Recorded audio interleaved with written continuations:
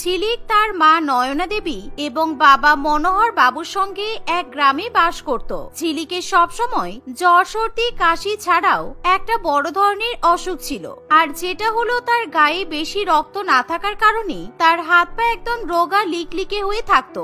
আর তার হাত পা দেখলেই বোঝা যেত যে মেয়েটার কিছু একটা অসুখ আছে। একদিন ঝিলিক তার বাবা মাকে কথা বলতে শোনে। কি গো, মেয়েটাকে কি এভাবে বাড়িতে বসিয়ে রাখবো? আমাদের একটাই তো মেয়ে, আমার কত ইচ্ছা ওর ধুমধাম করে বিয়ে দেব, কিন্তু মেয়েটাকে যে কিভাবে পাত্রপক্ষের সামনে নিয়ে যাব আমি সেটাই বুঝতে পারছি না। হ্যাঁ, ঠিকই বলেছো, আমারও তো চিন্তা হচ্ছে। পাত্রপক্ষকে তো আসতে বলে দিলাম, কিন্তু আমাদের মেয়েকে কি পছন্দ করবে? আমাদের তো মনে হয় না ওরা আমাদের মেয়েকে পছন্দ করবে, কেননা সকলেই তো জানে আমাদের মেয়েটা রোগে ভোগে, অসুস্থ মেয়ে। আচ্ছা শোনো, আমাদের মেয়েটাকে তো একবারও পাত্রপক্ষ দেখেনি, আর এই প্রথম পাত্রপক্ষ দেখতে আসছে। আমরা অত কিছু কেন ভাবছি বলতো? যদি পাত্রপক্ষের পছন্দ হয়ে যায় তাহলে তো ভালোই হবে, তাই না? আমরা ওকে সুন্দরভাবে রেডি করে ওদের সামনে নিয়ে যাব, ওরা যাতে কিছু বুঝতে না পারে সেরকম ব্যবস্থা করতে হবে। না না গিন্নি, এটা একদমই ঠিক হবে না, কেননা এরকম যদি আমরা করি তাহলে তো আমরা পাত্রপক্ষকে ধোকা দেবো, ওদের উপরে অন্যায় করব। আমরা মিথ্যা কথা বলে আমাদের মেয়ের কিভাবে বিয়ে দেবো বলতো? আমরা যদি মিথ্যা কথা বলে আমাদের মেয়ের বিয়ে দিয়ে দিই, আর তারপর শ্বশুর বাড়িতে গিয়ে আমাদের মেয়েই তো কথা শুনবে, ওর উপরেই তো অত্যাচার করবে। সবসময় যখন অসুস্থ হয়ে যাবে তখন তো ওরা জ্বালাতন করবে, আর তখন কি আমরা সেগুলো সহ্য করতে পারবো? আমার মতে বলে ওদেরকে সব সত্যি কথা জানানো দরকার। বাবা, তুমি একদম ঠিক বলেছো। আমার এরকম অসুখের জন্য আমাকে কেউ পছন্দ করবে না, কিন্তু তবুও তোমাদের শান্তির জন্য আমি পাত্রপক্ষের সামনে যেতে রাজি আছি। কিন্তু বাবা, আমি আমার এরকম আসল চেহারা নিয়ে পাত্রপক্ষের সামনে যাব, আর ওরা যদি আমার হাত পা দেখে আমাকে পছন্দ করুক কিংবা নাই করুক সেটা নিয়ে কিন্তু তোমরা একদম ভাবনা চিন্তা করবে না। ঝিলিকের এই কথা শুনে তার বাবা মায়ের খুবই খারাপ লাগে। আসলে নয়না দেবীর খুবই ইচ্ছে ছিল সে তার একমাত্র মেয়ের অনেক ধুমধাম করে বিয়ে দেবে, কিন্তু ঝিলিকের এরকম অসুখের কারণে তাকে পাত্রপক্ষের সামনে নিয়ে যেতে তারা ভয় পায়। আর বিয়ে দেওয়া তো দূরের কথা, আসলে ছোটবেলা থেকেই ঝিলিক এরকম অসুস্থ, তার গায়ে রক্ত সবসময় কম থাকে। সে যতই ভালো করে খাওয়া দাওয়া করুক না কেন তার গায়ে রক্ত কিছুতেই বাড়ে না, আর মাঝে মধ্যে ঝিলিকের খুবই কাশি হয়, এমনকি কেশে কেশে ঝিলিকের মুখ থেকে রক্ত ওঠে। এভাবেই সময় কাটতে থাকে, আর একদিন ঝিলিককে পাত্রপক্ষ দেখতে আসে। আসুন আসুন, ভিতরে আসুন, আপনাদের জন্যই তো অপেক্ষা করছি। আচ্ছা, এত দূরে আসতে আপনাদের কোনো কষ্ট হয়নি তো? না না, আমাদের আবার কষ্ট কিসের? আপনার সুন্দরী মেয়েকে দেখলেই আমাদের সব কষ্ট আমরা ভুলে যাব। কই, ডাকুন, আপনাদের মেয়েকে ডাকুন। হ্যাঁ হ্যাঁ, নিশ্চয়ই। ঝিলিক, মা ঝিলিক, কিরে কোথায় গেলি? এদিকে আয়। মনোহর বাবুর কথা শুনি ঝিলিকের মা ঝিলিককে সুন্দরভাবে রেডি করিয়ে পাত্রপক্ষের সামনে নিয়ে আসে, আর শাড়ি পরার জন্য ঝিলিকের সরু সরু হাত পা ঢাকা পড়ে যায়। কিন্তু প্রিয়াঙ্কা দেবী ঝিলিকের হাত পা মাথা সবকিছু ঠিকঠাক ভাবে দেখে, আর তাকে হাঁটা চলা করেও দেখাতে বলে। আর ঝিলিক যখন পাত্রপক্ষের সামনে হাঁটতে শুরু করে তখন, একি, আপনার মেয়ে এরকম কেন? একে দেখে তো মনে হচ্ছে এর বড়সড় কোনো রোগ আছে। না না, এরকম অসুস্থ মেয়েকে আমি আমার বাড়ির বৌমা করে নিয়ে যেতে পারবো না। এই মেয়ে আমার বাড়ির বৌমা হলে কোনো কাজই তো করতে পারবে না। আমি কি এই মেয়েকে সাজিয়ে রাখার জন্য নিয়ে যাব? বাড়ির কাজকর্ম করতে না পারলে তাহলে আর বৌমা করে কি লাভ? দয়া করে এরকম বলবেন না, আমার মেয়ে সব কাজ করতে পারবে। আর হ্যাঁ, একটু হয়তো ভারী জিনিস চাগাতে ওর অসুবিধা হতে পারে, কিন্তু আপনি আমার মেয়েকে যা বলবেন আমার মেয়ে তাই করবে। আপনাকে কাজকর্ম নিয়ে চিন্তা করতে হবে না। আসলে কি বলুন তো, ছোটবেলা থেকেই আমার মেয়েটা এরকমই। ও, আপনার মেয়ে তাহলে ছোটবেলা থেকেই অসুস্থ, আর আপনারা আমাদেরকে তাহলে মিথ্যা কথা বলছিলেন। এখানে আমরা শুধু শুধু কষ্ট করতে এলাম, আপনাদেরও তো সময় নষ্ট হলো।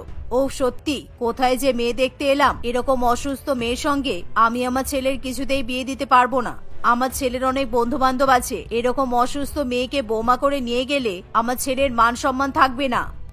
মা, তুমি ঠিকই বলেছো, আমার বন্ধুরাও তো আগে বলেছিল যে সুন্দরী বউদের নিয়ে আসবি। আমি এই মেয়েকে কখনোই বিয়ে করবো না মা। আর কাকু, আপনি তো আমাকে আগে বলতে পারতেন যে আপনার মেয়েটা অসুস্থ। আপনি শুধু শুধু কেন আমাদেরকে এখানে ডাকলেন? কতটা সময় নষ্ট হলো বলুন তো। মা, চলো এখান থেকে, আমি এখানে এক মুহূর্ত থাকবো না। এই বলে বিপ্লব তার মাকে নিয়ে সেখান থেকে চলে যায়। আর ঝিলিকের এরকম অপমান হতে দেখে তার বাবা মায়ের খুবই খারাপ লাগে। আমি তো তোমাদেরকে আগেই বললাম, পাত্রপক্ষ আমাকে পছন্দ করুক কিংবা নাই করুক তোমরা বেশি চিন্তা করবে না। আর ঈশ্বর আমাকে যেমন বানিয়েছে আমি সেরকমই ঠিক আছি। হ্যাঁ, আমার কষ্ট হয়, কিন্তু এখন আমি তোমাদের কাছে অনেক ভালো আছি। আর উপরওয়ালা নিশ্চয়ই আমার জন্য কোনো সুপাত্র খুঁজে রেখেছে, সময় হলে আমি ঠিক পাবো, দেখো। এই বলে ঝিলিক তার রুমে চলে যায়। আর ঝিলিকও মনে মনে খুবই কষ্ট পায়, কারণ পাত্রপক্ষের সামনে তাকে প্রচন্ড পরিমাণে অপমানিত হতে হয়। কিন্তু সে তার বাবা মায়ের সামনে কোন রকম কষ্ট প্রকাশ করতে চায় না, কারণ ঝিলিক খুব ভালো করে জানে সে যদি তার কষ্ট প্রকাশ করে তাহলে তার বাবা মা আরো কষ্ট পাবে। এভাবে দেখতে দেখতে কিছুদিন কাটে। ঝিলিকের বাবা ঝিলিকের জন্য কিছুদিনের মধ্যেই আবার একটা পাত্র দেখে। বাবা, তুমি আবার পাত্র দেখছো? আমি তো বিয়ে করব না ভাবছি, আমি এখন তোমাদের কাছেই থাকবো। তুমি তো জানো আগের বার পাত্রপক্ষ আমাকে কত অপমান করে চলে গেল, তারপরে তুমি আবার অপমানিত হতে চাইছো, তার সাথে সাথে আমাকে আবার অপমান করাতে চাইছো। না রে মা, তুই বুঝতে পারছিস না কেন? তোকে আমরা কিভাবে বাড়িতে রাখতে পারবো বল? তুই বিয়ে করে শ্বশুর বাড়িতে যাবি, এটা তো আমরা চাই। তোর সব বন্ধুরাই তো বিয়ে করে শ্বশুর বাড়ি চলে গেল, আর তোকেও নতুন বউ সাজিয়ে আমরা শ্বশুর বাড়িতে পাঠাতে চাই, বুঝেছিস? এভাবেই মনোহর বাবু তার মেয়েকে বোঝানোর চেষ্টা করে। তখন ঝিলিকও আবার পাত্রপক্ষের সামনে যেতে রাজি হয়ে যায়। এভাবেই কিছুদিন কাটে, আর আবার এক পাত্রপক্ষ ঝিলিককে দেখতে চলে আসে। আর ঝিলিক যখন এবার তাদের সামনে যায়, পাত্রপক্ষ ঝিলিককে পছন্দ করে। দিদি, আপনার সঙ্গে একটা কথা ছিল। আসলে আপনি তো নিশ্চয়ই আমার মেয়েকে দেখে বুঝতেই পারছেন যে আমার মেয়ে কিন্তু অসুস্থ। সবাই বুঝতে পারে যে আমার মেয়ে অসুস্থ, তাই আমি আপনাদের কাছে কিছু লুকিয়ে রাখতে চাইছি না। আমার মেয়ের হাত পা গুলো দেখুন কেমন সরু সরু। সব সত্যিটা জানার পরে যদি আপনারা আমার মেয়ের সঙ্গে আপনার ছেলের বিয়ে দিতে রাজি থাকেন, তাহলেই আমরা এই বিয়েতে রাজি, না হলে পরে বিয়ের পর অনেক সমস্যা হতে পারে। হ্যাঁ দিদি, আপনি একদম ঠিক বলেছেন, কিন্তু আপনার মেয়েকে আমি যথেষ্ট ভালো চোখেই দেখছি। এটা যদি আমার মেয়ে হতো তাহলে আমিও ঠিক এরকমই করতাম, সত্যিটা জানিয়ে তবেই আমি বিয়ে দিতাম। কিন্তু দিদি, আপনার মেয়ের এরকম সমস্যা দেখে আমাদের কোনো প্রবলেম নেই। আমি আপনার এই মেয়ের সঙ্গেই আমার ছেলের বিয়ে দিতে চাই। আর তাছাড়া আমার ছেলের অনেক টাকা পয়সা আছে, আমি সব রকমের চিকিৎসা করিয়ে নিতে পারবো। আপনাকে অনেক অনেক ধন্যবাদ। এর আগে আমাকে পাত্রপক্ষ দেখতে এসে যা অপমান করেছিল, আমি তো ভেবেছিলাম আপনারাও আমাকে অপমান করে চলে যাবেন, আমাদের কষ্টটা বুঝবেন না। কিন্তু আমাদের যা কষ্ট হয় সেটা শুধু আমরাই জানি। আমার বাবা মাকে অনেক কিছুই ফেস করতে হয়। আমাদের কষ্টটা বোঝার জন্য আপনাকে অনেক ধন্যবাদ। ঝিলিকের এই কথা শুনে তার হবু শাশুড়ি মা খুবই খুশি হয়। আচ্ছা ঝিলিক মা, তুমি কি কি রান্না করতে পারো? হ্যাঁ আন্টি, আমি রান্না বান্না করতে পারি, কিংবা ভারী কোনো জিনিস তুলতে আমার খুব অসুবিধা হয়, তাই ওগুলো মাই করে দেয়। আমাকে তো সেরকম কিছু করতে হয় না। কিন্তু আন্টি, আপনি চিন্তা করবেন না, আমি শ্বশুর বাড়িতে গিয়ে যথেষ্ট চেষ্টা করব। ঝিলিকের কথা শুনে কোকিলা দেবী খুবই খুশি হয়। তাই কোকিলা দেবী এক মুহূর্তের জন্য ঝিলিককে প্রত্যাখ্যান করার কথা ভাবে না। সে তার একমাত্র ছেলে যিশুর সঙ্গে ঝিলিকের বিয়ে দেওয়ার জন্য তারিখ ঠিক করে ফেলে। এভাবেই আরো কিছুদিন কাটে, আর দেখতে দেখতে ঝিলিকের বিয়ের দিন চলে আসে। বিয়ের দিন ঝিলিক অনেকটাই অসুস্থ এবং ক্লান্ত বোধ করে। কিরে মা, আজকে কি হচ্ছে তোর? আজকে তোর বিয়ে, আর এরকম হঠাৎ করে তোর শরীর অসুস্থ হয়ে গেল কেন? আমার খুব শ্বাসকষ্ট হচ্ছে মা, আমার গলা খুব ব্যথা করছে, আমি তো কথাই বলতে পারছি না, আমার খুব কষ্ট হচ্ছে। আজকে মেয়েটার বিয়ে, আর আজকে এরকম তোকে অসুস্থ হতে হলো? চল, আমি বরং তোকে ডাক্তারের কাছে নিয়ে যাই। বিয়ের দিন ঝিলিককে ডাক্তারের কাছে নিয়ে যাওয়া হচ্ছে দেখে পাড়া প্রতিবেশী সকলেই নানান কথা বলতে শুরু করে। ওই দেখো, অসুস্থ মেয়ের বিয়ে দিচ্ছে, আবার বিয়ের দিন নাকি অসুস্থ হয়ে পড়েছে। এই জন্যই তো বারণ করেছিলাম, ওরকম অসুস্থ মেয়ের বিয়ে দিও না। কিন্তু তোমরা তো আমাদের কোনো কথাই শোনো না। আচ্ছা, তোমাদের মুখে কি ভালো কথা আসে না? তোমরা সবসময় আমার মেয়েটাকে এরকম ভাবে অপমান করো কেন? আমার মেয়েটার কি নিজের সংসার করার কোনো ইচ্ছা নেই? ওরও তো ইচ্ছা আছে, অনেক স্বপ্ন আছে, আর আমরা সেগুলো পূরণ করতে চাই। শুধুমাত্র তোমাদের জন্য মেয়েটার মনের সব ইচ্ছাগুলো মরে যাচ্ছে। তোমার মেয়ের এরকম অসুস্থ শরীর নিয়ে কোনো শখ বা ইচ্ছা রাখা উচিত না। এই যে ঝিলিক, তুই শ্বশুর বাড়িতে সংসার করতে যাচ্ছিস, তুই কি আদৌ সংসার করতে পারবি? তোর বর কি তোকে এরকম ভাবে মেনে নেবে? তোর হাত পা গুলো দেখ, একেবারে লিকলিকে। আমার তো মনে হয় না তোর ঘর সংসার হবে বলে। বুলটি দেবীর কথা শুনে ঝিলিক এবং তার মা কোনো পাত্তা না দিয়ে সেখান থেকে চলে যায়। আর এদিকে নয়না দেবীকে এবং ঝিলিককে বিয়ে বাড়িতে খুঁজে না পাওয়ার কারণে তাদের দুজনকে সকলেই খুঁজতে শুরু করে।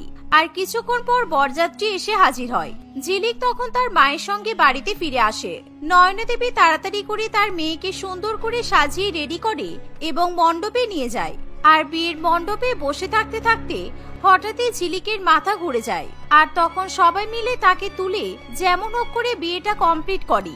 আর এভাবেই ঝিলিকের বিয়ে সম্পন্ন হয়। ঝিলিক, তুই ভালো থাকিস।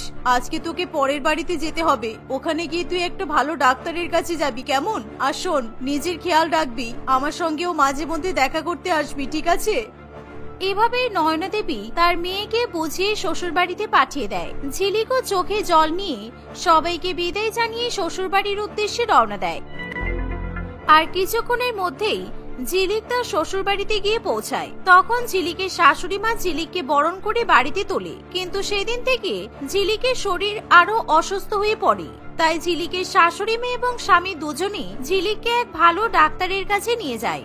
সেখানে ডাক্তারবাবু ঝিলিকের চিকিৎসা করে এবং নানান রকমের ওষুধপত্র লিখে দেয়। সেদিন থেকে ঝিলিকের বেশ ভালো মতো চিকিৎসা শুরু হয়।